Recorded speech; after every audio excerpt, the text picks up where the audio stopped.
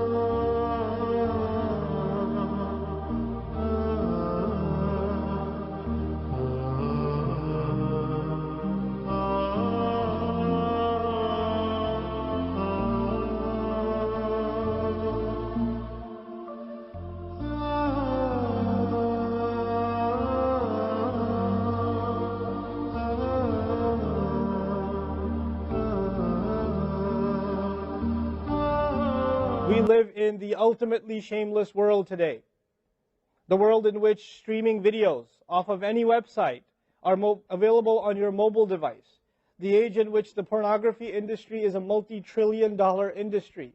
The point of which, the agenda of which is to make sure every one of you is a consumer of filth in one way or another. That every man, woman, and child is exposed to this stuff, and they're hoping you are, so you become addicted to it, so you become yet another consumer. This is the gift of pornography to society. It's creating people, turning people into animals and perverts. And some of you, unfortunately, have that addiction. And you're watching this stuff online. And you're watching it and saving it on your apps and your mobile devices. And you don't feel bad about it anymore. You've justified it to yourself. And you feel bad about it once in a while, but you go back to it. And as a result, you think, oh, well, at least I'm not hurting anybody. At least I'm not doing it to anybody else. I'm just watching this stuff. It's okay. But you know what's happening to you? Inside, your soul is being just gutted. You have no soul left inside of you. So your prayers are empty and you can't even shed a tear in your salat because your heart is so devoid of the fear of Allah because of the filth you've been watching all this time. It's turned you from a human being into an animal. So you can't even look. A woman passes by and you see a piece of flesh walking by. You don't see a human being walking by that deserves respect.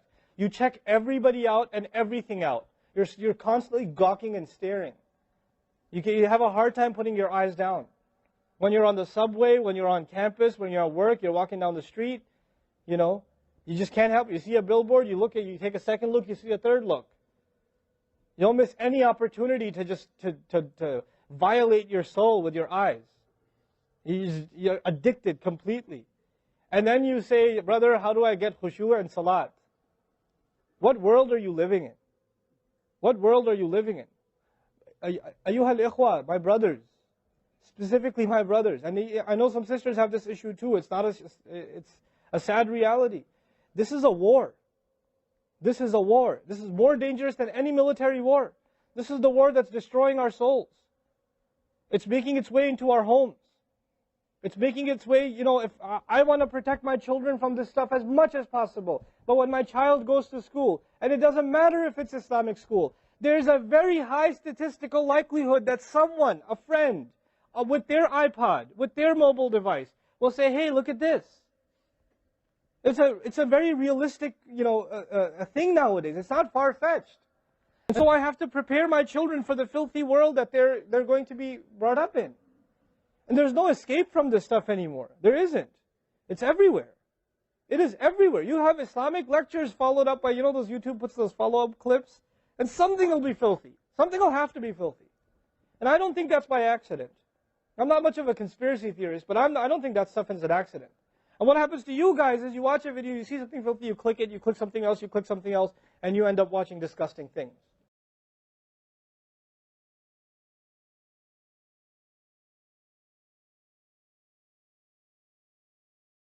بسم الله الرحمن الرحيم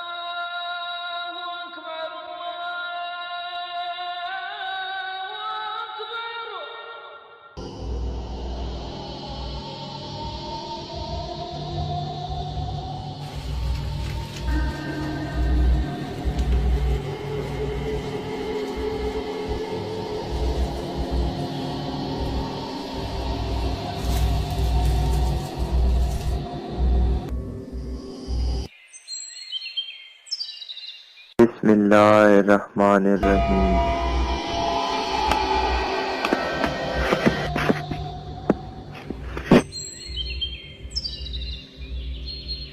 बिस्मिल्लाहिर्रहमानिर्रहीम।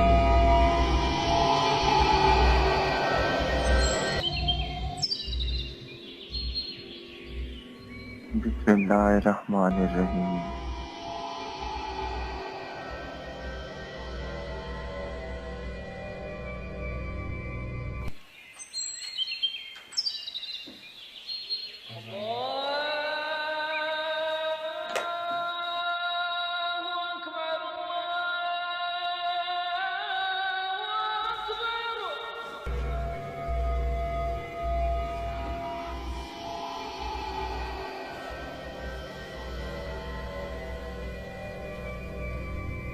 अल्लाहु अकबर।